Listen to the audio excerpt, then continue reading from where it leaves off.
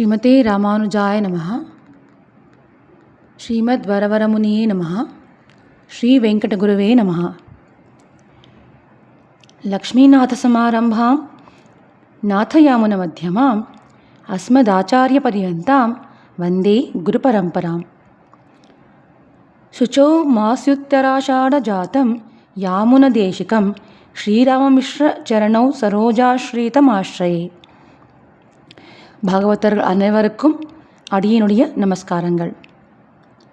ஸ்ரீ நாதமுனியின் திருப்பேரனாரான ஸ்ரீ ராமமிஸ்ரரின் பரம சிஷ்யரான ஸ்ரீ ஈஸ்வர பட்டரின் திருக்குமாரரான ஸ்ரீ காட்டுமன்னார் கோயிலில் ஆடி உத்திராடம் திருநக்ஷத்திரத்தில் திருவவதரித்த ஸ்ரீ ஆளவந்தார் என்றே கொண்டாடப்படும் ஸ்ரீ யாமுனமுனி அருளிச் செய்த ஸ்ரீ ஸ்தோத்திர ரத்னம் என்கிற அத்தியுத கிரந்தத்துக்கு வியாக்கியான சக்கரவர்த்தி என்றே கொண்டாடப்படும் ஸ்ரீ பெரியவாச்சான் பிள்ளை அருளிச் செய்த வியாக்கியான கிரந்தத்தில் இருந்தும் ஸ்ரீ பிரதிவாதி பயங்கர அண்ணங்கராச்சாரியர் சுவாமி அருளிச் செய்த ரத்னப்பிரபா என்கிற வியாக்கியான கிரந்தத்தில் இருந்தும் எடுக்கப்பட்ட அர்த்த விசேஷங்களை ஆச்சாரிய அனுகிரகத்தாலே யதாமதி யதாசக்தி இன்று முதல் தொடங்கி உங்களுடன் பகிர்ந்து கொள்ளப் போகிறேன்.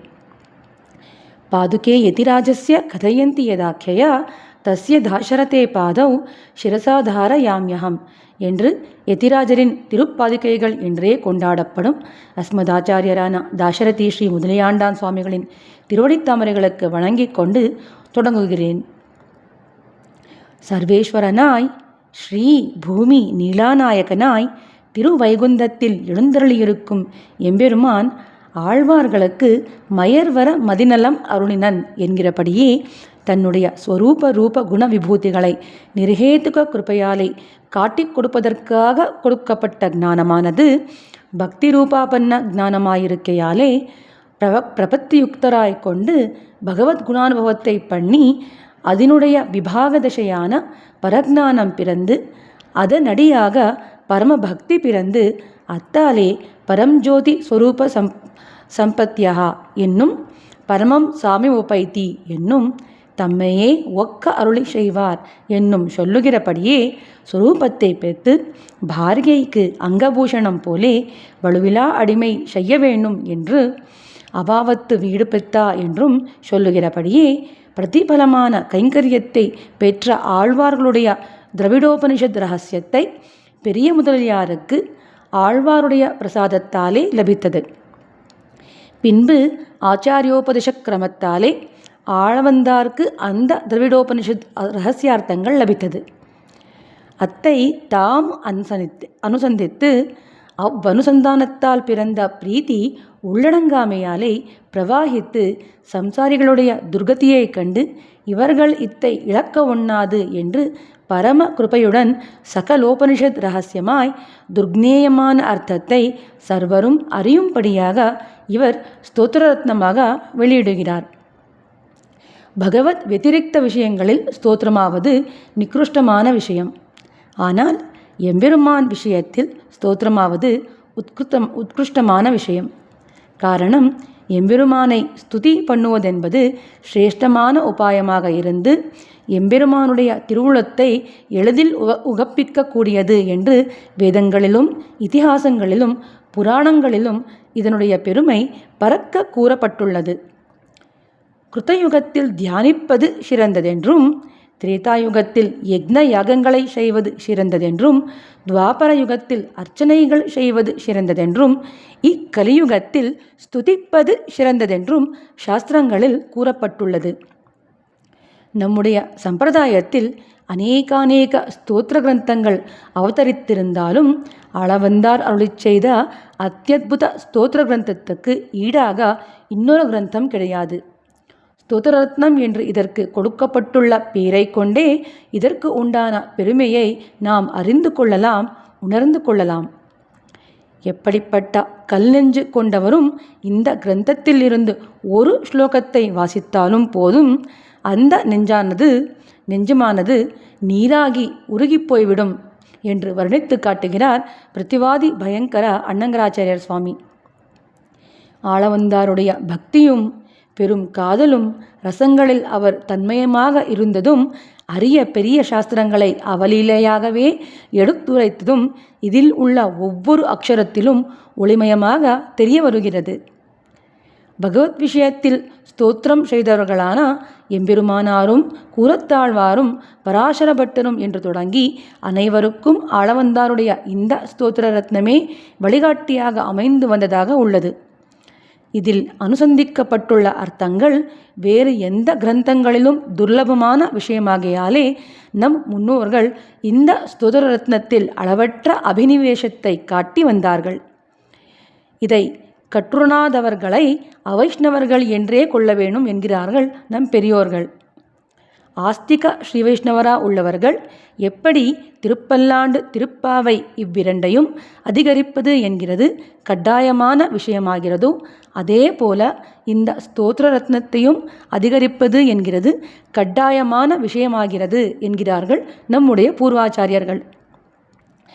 எம்பெருமானுக்காக அருளியுள்ள எந்த ஸ்தோத்திரத்தையும் அர்த்தஞானம் இல்லாமல் வெறும் மூலத்தை கற்று அனுசந்தித்தாலும் எம்பெருமான் திருவுள்ளம் உகக்கும் என்கிறதில் எந்த சந்தேகமும் கிடையாது.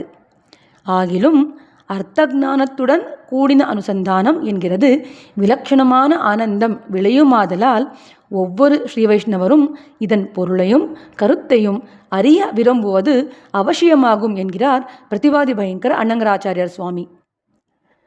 சர்வதர்மான் பரித்யஜ்ய மாம் ஏகம் சரணம் விரஜா என்கிறபடியே எல்லாவற்றையும் விட்டு எம்பெருமானையே உபாயமாக பத்து என்று ஸ்ருதி ஸ்மிருதி சித்தமாய் இருக்கும் பிரபத்தியையே உபாயமாக நிஷ்கர்ஷித்து இப்படி பிராப்பிய பிராபகங்களை நிஷ்கர்ஷித்து இவற்றை ஸ்தோத்திர ரூபத்தாலே சர்வேஸ்வரனை நோக்கி பிரார்த்திக்கிறார் என்கிறார் சுவாமி பெரியவாச்சான் பிள்ளை. பகவத் ஸ்தோத்திரம் பண்ண புக்கவர் ஆச்சாரிய ஸ்துதியிலே பார்ப்பான் என். அதாவது ஆளவந்தார் பகவானை ஸ்துதிப்பதற்காக இந்த ஸ்தோத்திர ரத்னத்தை தொடங்கினார். ஆனால் பகவானை ஸ்துதிப்பதற்கு பதிலாக தம்முடைய ஆச்சாரியரை ஸ்துதிப்பதற்கு ஆரம்பித்ததற்கு காரணம் என்ன? கர்ணே ஸ்பிருஷ்டே கட்டிம் சாலயதி, காதை தொட்டால் இடுப்பை அசைக்கிறான் என்னுமா போலே இது ஒன்றுக்கு ஒன்று சம்பந்தமே இல்லாதபடி அசங்கதமாக இருக்கிறதே என்கிற ஆச்சரியமான கேள்வியை எழுப்பிய பெரியவாச்சான் பிள்ளை அதற்கு சமாதானமும் தாமே கூறுகிறார். பகவத் விஷயத்தை தமக்கு ஸ்துதி விஷயமாக ஆக்கிக் கொடுத்த உபகார ஸ்மிருதியாலும் ஞான வைஷத்தியார்த்தமாகவும் இந்த ஸ்தோத்திர ரத்னம் பண்ணி முடிப்பதற்கு எந்த விதமான விக்னமும் ஏற்படக்கூடாது என்று அவிக்னா பரிசமாப்பியார்த்தமாகவும் பண்ணுகிறாராகையாலே இது சங்கதம் என்கிறார். இருந்தாலும் ஆச்சாரிய அபிவந்தனையை மானசீகமாக கூட பண்ணியிருக்கலாமே, அதை ஸ்தோத்திர ரூபத்தில் வெளியிடுகைக்கு காரணம் என்ன என்கிற கேள்வியை எழுப்பி அதற்கு அத்தியுதமான விளக்கத்தை கூறுகிறார். இந்த பிரபந்தத்தை அதிகரிப்பவர்களுக்கு வாச்சிகமாக அனுசந்தானம் பண்ணுவதற்கு சுலபமாக இருக்க வேணும் என்றும் ஆச்சாரிய கட்டாட்சத்துடன் அனைவரும் உஜ்ஜீவனம் பெற வேணும் என்கிற உபகார மனோபாவத்தோடு வாச்சிகமாக்கினது யுக்தமாகவே உள்ளது. அது மட்டுமல்லாமல் உபகார ஸ்மிருதியாலே வந்த ஆச்சாரியானுவர்த்தனம் பிரமாண பிரசித்தம் என்று பிரமாணங்களை எடுத்து காட்டுகிறார். ஆச்சாரிய தேவோபவா, ஆச்சாரியனை தெய்வமாக உடையவனாக ஆவாயாக. நம ருஷிபியோ மந்திரகிருத்தியாபியா, மந்திரத்தை சாட்சாத்கரித்த ருஷிகளுக்கு நமஸ்காரம். சஹி வித்யாதஸ்தம் ஜனயதி தச்சேஷ்டம் ஜன்மா, ஆச்சாரியனன்றே வித்யினால் சிஷ்யனை பிறப்பிக்கிறான், அது மேலான ஜன்மம். மந்திரே தத் தேவதாயாம் ச ததா மந்திரப்பிரதே குரௌ த்ரிஷு பக்தி சதா கார்யா சாஹி பிரதம சாதனம். மந்திரம், அதில் சொல்லப்படும் தேவதை, மந்திரோபதேசம் செய்த ஆச்சாரியன், இம்மூவரிடத்திலும் எப்போதும் பக்தி செய்ய வேணும். அதுவன்றே பலசித்திக்கு முதல் உபாயம். என்று பல பிரமாணங்களை எடுத்துக்காட்டி ஆச்சாரியனை முதலில் ஸ்துதிப்பது எத்தனை சங்கதமானது, யுக்தமானது, அத்தியந்த அவசியமாக செய்ய வேண்டியது என்கிறதை நம்மை போன்ற அஜ்ஞானத்தோடு கூடின ஆத்மாக்களின் புத்திக்கு எட்டுமா போலே சுலபமாக்கி விவரித்து காட்டுகிறார் வியாக்கியான சக்கரவர்த்தி என்றே கொண்டாடப்படும் சுவாமி பெரியவாச்சான் பிள்ளை. மந்திரத்திலும் மந்திரத்துக்குள் ஈடான வஸ்துவிலும் மந்திர பிரதானான ஆச்சாரியன் பக்குலிலும் பிரேமம் கனக்க உண்டானால் காரியகரமாவது என்று பிள்ளை லோகாச்சாரியரும் இதை தம் முமுட்சுப்படியின் திருமந்திர பிரகரணத்தில் சூத்திரமாக அருளிச் செய்துள்ளார் என்கிறதையும் காணலாம். இத்தனை பிரமாணங்களை காட்டி ஒரு ரத்னத்தை ஒருவன் கொடுத்தால் அதனுடைய மகார்வத்தை அறிய கொடுத்தவனை ஆதரிக்க பிரமாணம் வேண்டுமோ என்று கேள்வியை எழுப்புகிறார். அதாவது யாராவது ஒருவர் நமக்கு ஒரு உயர்ந்த ரத்னத்தை கொடுத்தால் அந்த ரத்னத்தை கொடுத்தவனை வாழ்நாள் முழுவதும் நினைத்து அவனை ஆதரித்து அபிமானித்து வருகிறோம். அப்படி இருக்கும் காலத்தில் பகவத் விஷய ஞானம் என்கிற உயர்ந்த ரத்னத்தை உபதேசித்து அனுகிரகித்த ஆச்சாரியனை ஆதரிப்பதற்கும் அபிமானிப்பதற்கும் பிரமாணங்கள் தேவையா என்ன என்ற கேள்வியை எழுப்பி அப்படி ஒரு பிரமாணம் தேவையே இல்லை. ஆகையால் இது உபபன்னம். ஞானான வைஷர்யார்த்தமாக ஆச்சாரியானுவர்த்தனம் சிஷ்டாச்சார பிராப்தம். அபிவந்தியா குருநாதௌ சிஷ்ய தீபத் மினீரவீன். சிஷ்யனுடைய புத்தியாகிற தாமரைக்கு சூரியன் போன்றவர்களான ஆச்சாரியர்களை முதலில் நமஸ்கரிப்பாயாக என்கிற மீமாம்சகாரிக்கை வார்த்தையின்படியே ஆச்சாரிய அபிவந்தனம் முதலில் செய்வது அத்தியாவசியமாகிறது என்கிறார். சரி, தனக்கு உபதேசித்து உஜ்ஜீவிப்பித்த சுவாச்சாரியனை வணங்குவதென்னவோ சரிதான். ஆனால் சுவாச்சாரியனை விட்டு அவருடைய குருக்களை பற்றுவான் என்றால் ஆச்சாரியனை ஸ்துதிப்பதும் சுவாச்சாரியனின் பிரியத்தை உத்தேசியமாக கொண்டுதான் அல்லவோ என்கிறார். அதாவது தமது ஆச்சாரியரின் ஆச்சாரியரை ஸ்துதித்தால் தமது ஆச்சாரியரின் முகமலர்ச்சியை அடையும். ஆக தன்னுடைய ஆச்சாரியரின் சந்தோஷத்தை மனதில் கொண்டு சுவாச்சாரியனின் ஆச்சாரியரை அபிவந்தனம் செய்கிறார் என்கை. ஆகையால்தான் சுவாஸ்ரயணத்திற்காட்டில் பெரிய முதலியாரை ஆசிரியிக்கும் இடத்தில் பிரீத்தி மிக்கிருக்கையாலே அதை பேசுகிறார். பெரிய முதலியார் ஆழ்வார்க்கு பகவத் பிராவண்யமடியாக பிறந்த ஞானத்தை ஆழ்வார் பிரசாதத்தாலே பெற்று தம்மளவலே பரியவசிக்க என்றைக்கே பின்புள்ளவர்க்கும் உபகாரமாம்படி இத்தர்ஷன ஸ்தாபகரான படியாலும் மணக்கால் நம்பி பெரிய முதலியாருடைய அர்த்தமா இரு உம்முடைய பேற்றுக்கெல்லாம் அவருடைய திருவடிகளிலே சம்பந்தமே என்கையாலும் அவரையே ஆசிரியிக்கிறார்.